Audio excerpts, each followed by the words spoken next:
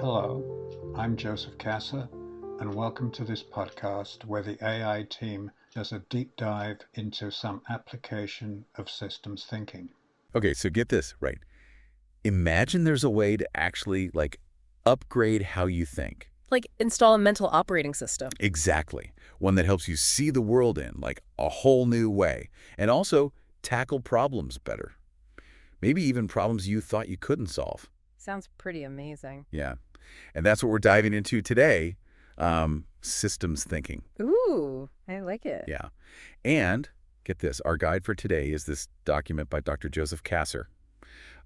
It's called Why You Should Be Using Systems Thinking to Solve Problems. Okay, And he has some seriously mind-bending ideas in this. I bet. Like one that really grabbed me is, well, the idea of ditching that whole search for the right answer and instead embracing a whole spectrum of possibilities. Oh, I like that. Yeah, it was a light bulb moment for me when I read that. Yeah, I can see why. He also introduces this thing called holistic thinking perspectives. Oh, yeah, I've heard of that. HTP. Yeah, HTP. Think of it as a multi-tool for your brain. It helps you really break down any problem from 9 different angles.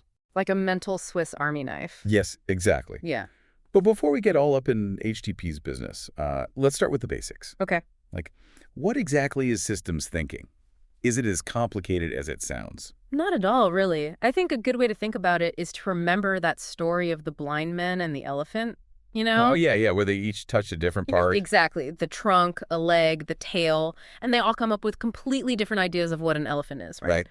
Well, systems thinking is all about recognizing that we all have those limited perspectives. I see. And to really understand something, we need to see it from, well, all those different angles. Okay. Like all the blind men trying to figure out the elephant. So instead of being just one of the blind men, we need to try and become all of them. Right.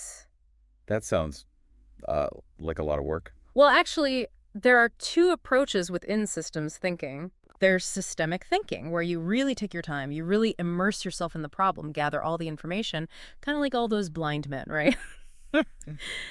Trying to understand this elephant.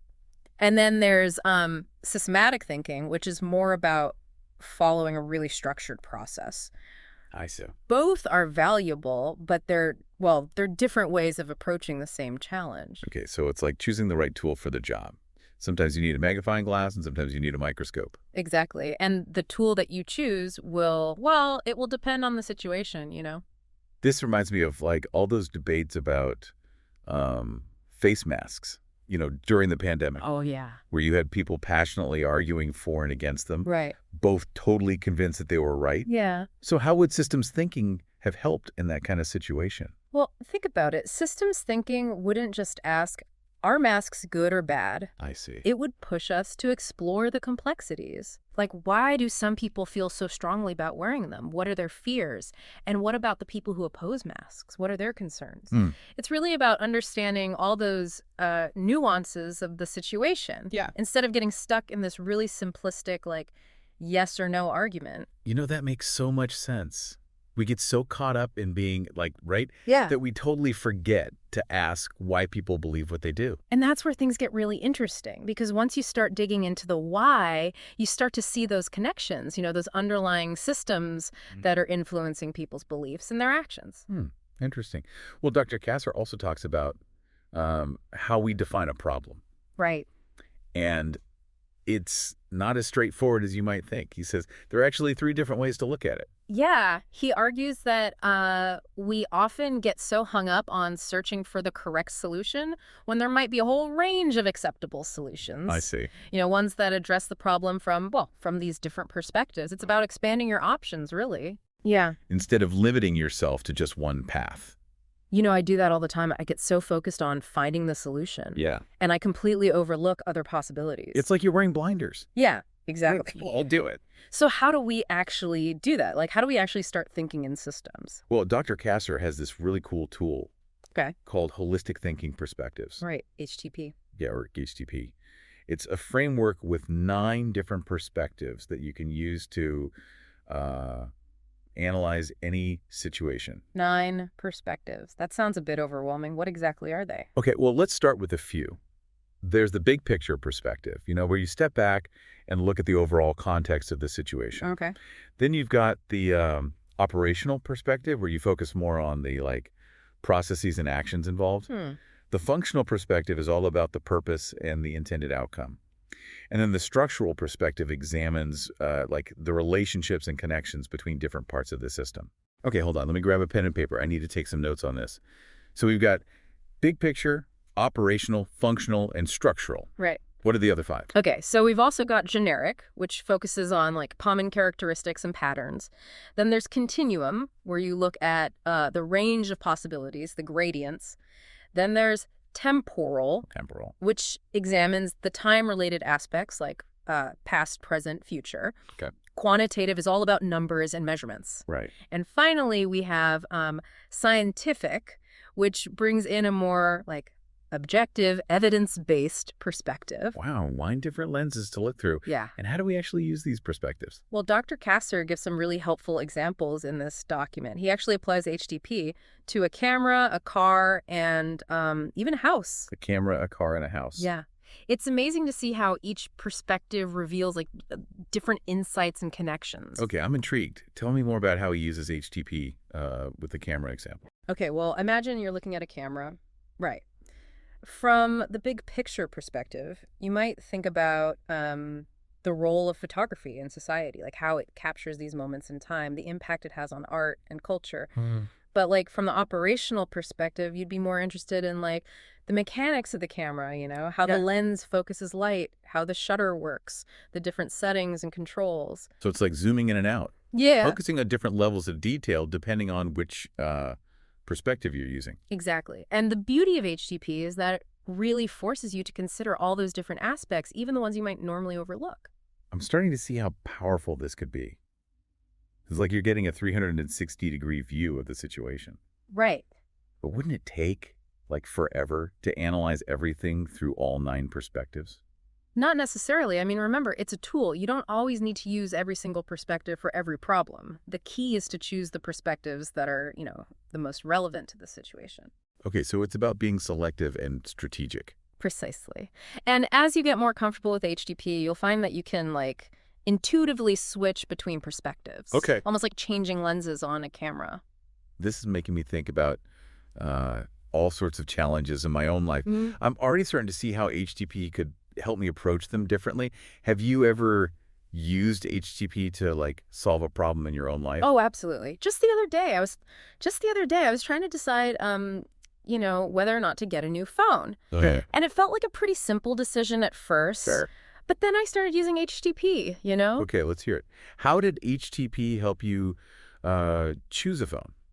Well, from the continuum perspective, I realized I didn't have to choose between keeping my old phone or getting the absolute latest model. Right. There are all these options in between, you know, refurbished phones, slightly older models. I could even borrow a friend's phone for a while to see if I really even needed a new one. Huh. I never thought about it like that. Yeah. I usually feel like I have to choose between 2 extremes. Yeah. But you're right, there's a whole spectrum there. Exactly. Yeah. Exactly. And then from the quantitative perspective, I started crunching the numbers, Yeah. How much would a new phone really cost me over the next year or two? Right. How much longer would my current phone likely last? So that helped me weigh the financial implications. So it's not just about the initial price tag. It's about looking at the long-term costs and benefits. Exactly. Great point. And then the functional perspective really helped me define what I actually needed the phone to do. Right. Did I really need the latest camera, Yeah. or the fastest processor? Yeah. Or was I mainly just using it for calls and texts and basic apps? It sounds like HTP helped you break down the decision into more manageable chunks. Yeah. And then you could really analyze what mattered most. I'm starting to see how this could be useful for all sorts of decisions, not just buying a phone. Absolutely. Yeah. It's applicable to pretty much, anything. Okay. Think about a really common workplace conflict. Sure. A disagreement over a project deadline. Ooh, I've definitely been there. Right. So imagine using HTP to analyze that situation. Okay. The big picture perspective could help you consider like the overall goals of the project, and how that deadline might impact other teams. I see. The operational perspective could shed light on like the actual tasks involved and whether that deadline is even realistic given the team's resources and workload. And then the structural perspective could reveal any underlying power dynamics or communication breakdowns that might be contributing to the conflict. Wow, I never would have thought to apply HTP to a, workplace conflict like that, but it makes so much sense. Yeah. It's like you're taking this, like, tangled mess and untangling it one strand at a time. That's a great way to put it. And the more you practice systems thinking, the more natural it becomes to like see those connections and really untangle those messes. So it's like a skill you can develop over time. Exactly. It's like learning to ride a bike. At first it feels awkward, you might wobble a bit, Right. but with practice, it becomes second nature. Okay, so we've got HTP for analyzing situations, but Dr. Kasser also talks about the importance of generating ideas, right? Like what he calls active brainstorming. Right. And he suggests using a matrix to really systematically examine like a situation or an issue. Okay. And guess what? What? This matrix incorporates those Kipling questions we talked about earlier. Who, what, where, when, why, and how. Wait a minute, we're combining the Kipling questions with HTP. You got it. So by combining those questions with, those 9 holistic thinking perspectives, Right. you create this like superpowered brainstorming framework. It's like you're creating this multi-dimensional map of the problem. And you're exploring it from every possible angle. Okay, my brain is officially exploding. But like, in a good way, I love how visual this is. Yeah. It's like you're drawing this mental blueprint for problem solving. But isn't that like a lot of boxes to fill in? Well, remember, it's not about filling in, every single box in the matrix. It's more about triggering ideas. I see. Prompting you to think in new ways. Think of it as like a springboard for your imagination. So it's more about the process than the product. Yeah. It's about getting those mental gears turning. Exactly. And that's like one of the core principles of systems thinking. It's a way of thinking, not just a set of, tools or techniques. That makes sense. Mm-hmm. But what about all those times when we don't have the luxury of like sitting down and brainstorming with a matrix? Right. Like when we have to make a split-second decision. Well, that's where systems thinking really shines. Because even if you don't have time to do a full-blown like HTP analysis, the underlying principles can still, guide your thinking. It's about being aware of the interconnectedness of things. Okay. Considering different perspectives. And really like avoiding those knee-jerk reactions. So even if you can't consciously use the tools, the mindset itself can be incredibly helpful. Exactly. It becomes like a way of seeing the world. All this talk about systems thinking is making me realize how often I just like react to situations without really thinking them through. It's like I'm on autopilot, just going through the motions. We all do it, but systems thinking really helps us like snap out of that autopilot mode. Right. And become more more deliberate in our actions. It's like we're upgrading from like a basic operating system to a more sophisticated one. We can finally access all these advanced features we didn't even know we had. That's a great analogy. And part of that, upgrade involves boosting our critical thinking skills, because it's not just about like having information, it's about knowing how to evaluate that information. Right. Anyone can Google something these days. Yeah. But it takes critical thinking to like sift through all the noise and figure out what's actually true, what's reliable. Exactly. Critical thinking is like a filter for your brain. It helps you separate fact from fiction. Right. Bias from objectivity. Well, Dr. Kasser has this really helpful template for critical analysis of arguments, and he emphasizes the importance of recognizing like those hidden assumptions. Right. Those unstated premises, as he calls them. Oh, yeah. Those are sneaky little devils. They can completely derail your thinking without you even realizing it. It's amazing how often we just accept things without questioning those underlying assumptions. It's like we're on a train, just following the tracks laid out for us. And that's why critical thinking is so crucial. It's about, getting off that train, right? Stepping back and examining the tracks themselves. Okay. Like who laid them? Where are they going? Are they even taking us where we really want to go? I never thought about it that way. It's like we're taking ownership of our own mental journey. Precisely. And that means, like, being willing to challenge our own assumptions, even our, deeply held beliefs. But isn't that, like, uncomfortable? Sure. I mean, don't we naturally want to hold on to our beliefs? That's sure. Especially the ones that are really important to us. Of course, it's human nature to want to be right, and to avoid information that contradicts our beliefs. Yeah. But think about it this way. If your beliefs are solid, they can withstand scrutiny. In fact, examining them from these, different angles can actually make them even stronger. That's a really good point. It's like saying, if my beliefs can't handle a little, shaking up, maybe they weren't that strong to begin with. Exactly. And sometimes being willing to, question our beliefs can lead to, like, profound personal growth and a deeper understanding of the world. So it's not about winning arguments or proving other people wrong. Yeah. It's about, like, a genuine pursuit of truth and understanding. Absolutely. And that's what makes critical thinking such a, valuable skill in today's world, where we're just bombarded with information from all sides. It helps us, like, navigate that information overload. Right. And make more informed decisions. It's funny how Dr. Kasser uses humor to illustrate the importance of critical thinking. Yeah. Like, he brings up that classic logic of the absurd, like those signs that say, don't be cheated elsewhere, come in here. Or the one that always gets me, the passport for sale, never used, owner going abroad. Oh, yeah. Clearly someone skipped the critical thinking step there. Yeah. Those examples make it so clear, like, how easy it is to fall into those traps of faulty logic, if we're not paying attention. And those unstated premises can be, like, incredibly deceptive. Yeah. Like in that cartoon Dr. Kasser shows, where someone assumes that because they can't see their feet when they look down, their computer must be shrinking them. It highlights how easily we can jump to conclusions without, like, really examining the evidence. Right. And critical thinking helps us slow down, examine the evidence, and, consider alternative explanations. Okay, I think we've officially blown our listeners' minds with all this talk of systems thinking and critical thinking. It's like we've given them a whole new mental toolkit. I know, right? We have covered a lot, but, remember, it's a journey, not a destination. The key is to keep practicing, keep exploring, and keep asking those questions. Speaking of questions, Dr. Kasser ends the document with some pretty thought-provoking ones. He does. He challenges us to, think for ourselves, to check our sources, and to never stop learning and exploring. And he even suggests using, like, multiple search engines. Yeah. And exploring, like, different perspectives on a topic. Right.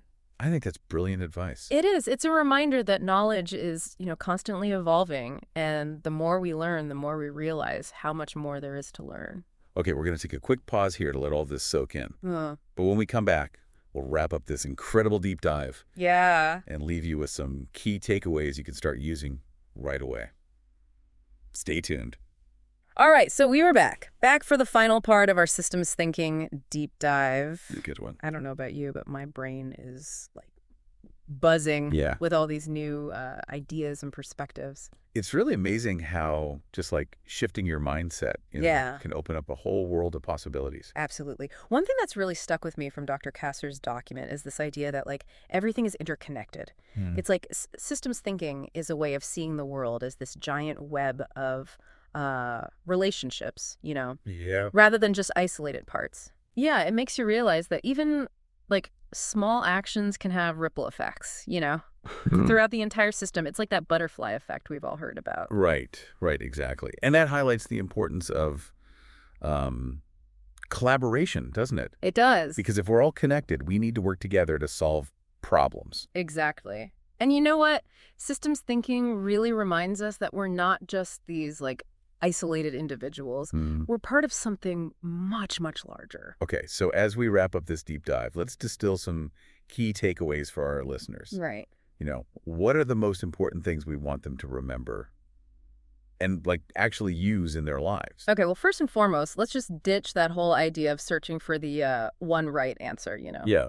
Embrace the concept of a continuum of solutions. Right. Because there's rarely just a single perfect solution, but often there are, like, multiple workable options. So say instead of getting stuck in that either mindset, we need to start thinking in terms of, like, and both. Exactly. It's about expanding your options, Yeah. Considering all the possibilities, not just the most, like, obvious ones. And sometimes the best answer is simply, I don't know, right? Absolutely. Don't be afraid to admit when you don't have all the answers. Because sometimes acknowledging what you don't know is actually the first step to, gaining a deeper understanding. Hmm. It's like that saying, the only true wisdom is in knowing you know nothing.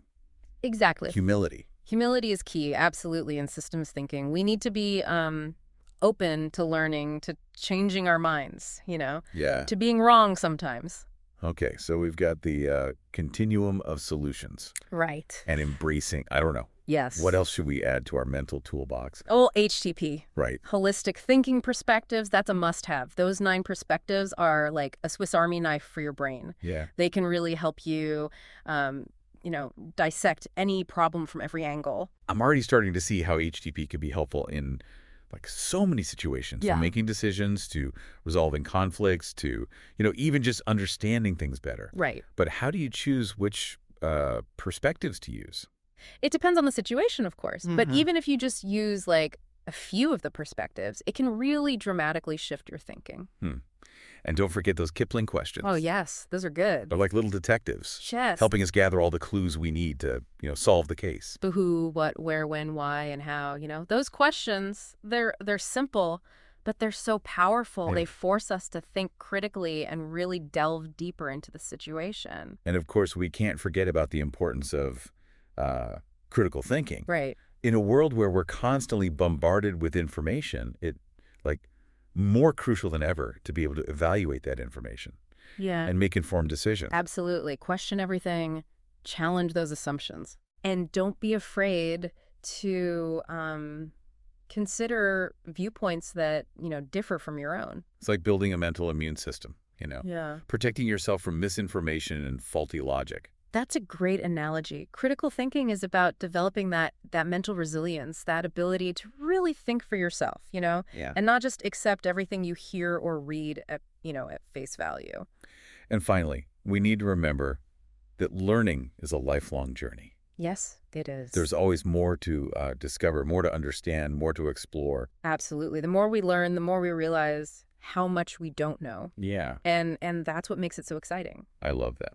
So, dear listeners, as Dr. Kasser urges us, go out there, ask those questions, think for yourselves, and never stop learning. Yeah. The world is a fascinating and complex system, and systems thinking can be your guide to navigating it. And here's a final thought to ponder, as you embark on your systems thinking journey. Yeah. What's one challenge in your life or in the world that you could approach differently using these tools?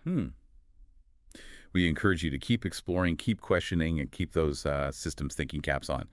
Until next time, happy diving.